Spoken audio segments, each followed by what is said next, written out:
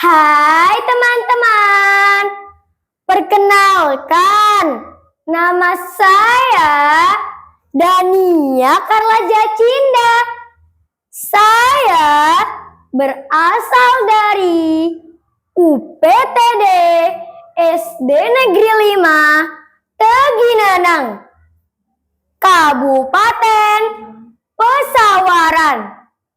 Kali ini Dania akan bertutur cerita yang berasal dari kumpulan buku Dongeng Lampung di Balai Bahasa Provinsi Lampung yang berjudul Batu Tangkup.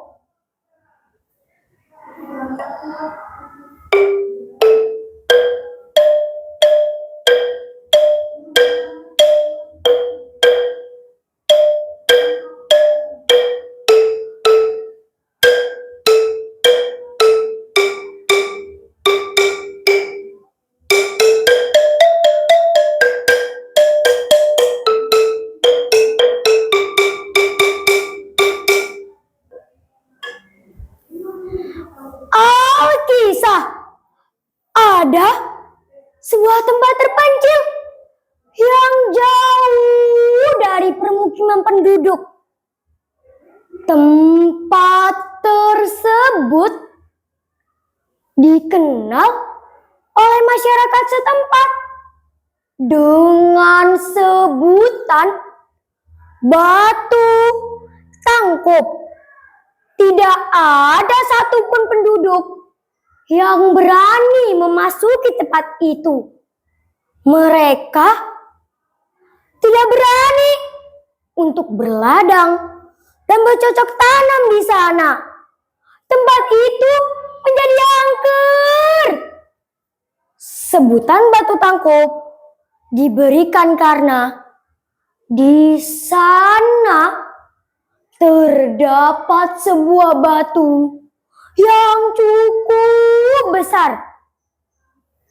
Konon, siapapun yang berani atau melewati batu itu, maka orang tersebut akan terisap masuk.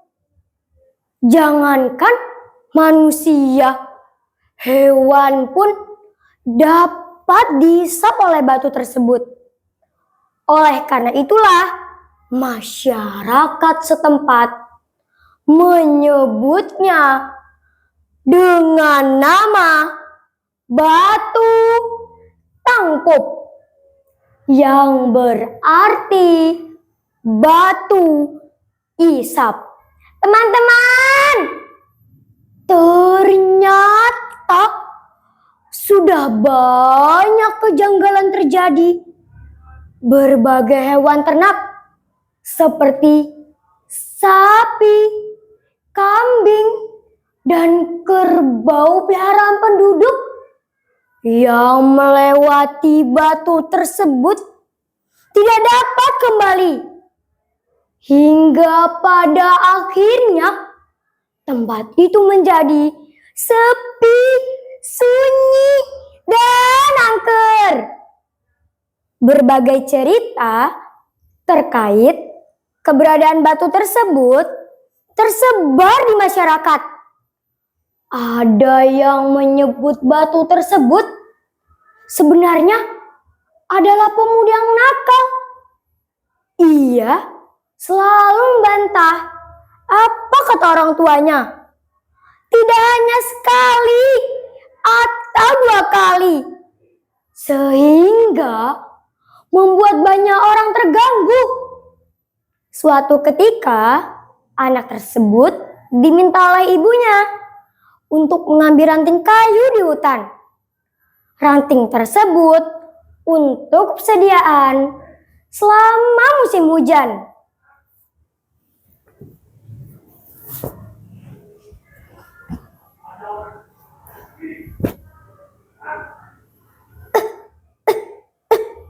Nah, tolong ambilkan ranting kayu di hutan. Hari ini ibu tidak enak badan. Badan ibu terasa ngilu dan kepala mulai terasa pusing. Untuk jalan pun ibu terasa lemas.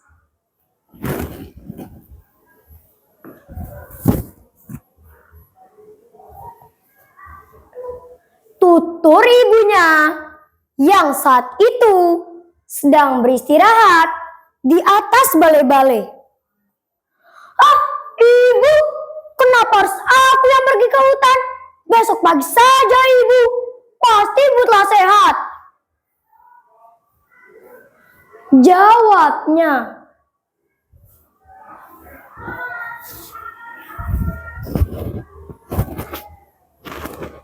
Nah, hujan semakin sering turun. Jika menunggu ibu pulih kembali, ibu khawatir sulit menemukan ranting yang kering.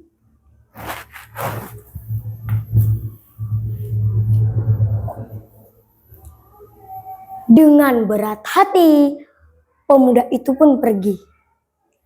Sesampainya di hutan, bukannya bergegas mengambil ranting, ia malah sibuk bermain-main. "Oh, aku main apa ya? Oh, aku main ini ah. Coba aku dari sini ah. Nggak kena. Kurang. Sekali lagi. Kena. Wih, aku menang."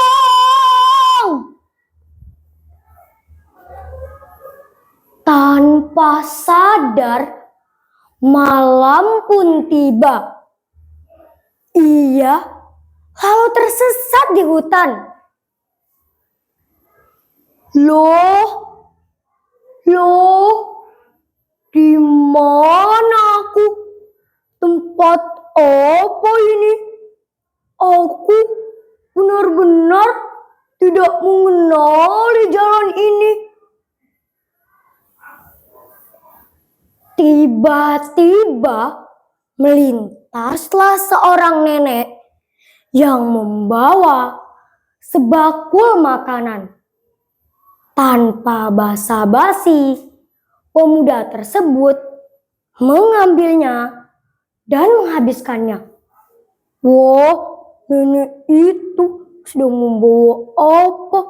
Wah, nenek itu sedang membawa makanan lezat. Aku ambil ah. Sini nek. Wah, akhirnya dapat juga. Aku makan ah. Nyam nyam nyam. Nyam nyam nyam. Aku kenyang. Ia tidak peduli dengan nasib nenek tersebut. Rupa-rupanya nenek ini sangat sakti. Melihat tabiat pemuda yang tak baik ini, ia lalu membaca mantra.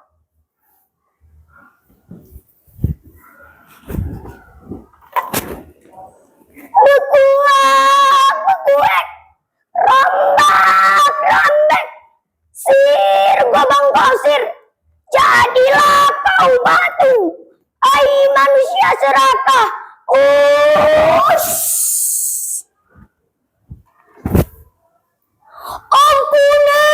Ampunkan aku. Sekejap waktu, pemuda tersebut berubah menjadi batu besar. Batu yang mengisap apa saja yang berada di dekatnya.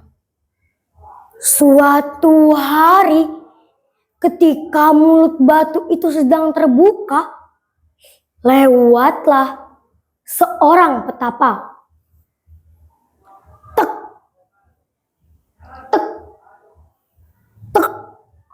Ia langsung mengambil sebuah batu besar dan melemparkannya ke arah mulut batu. Cia!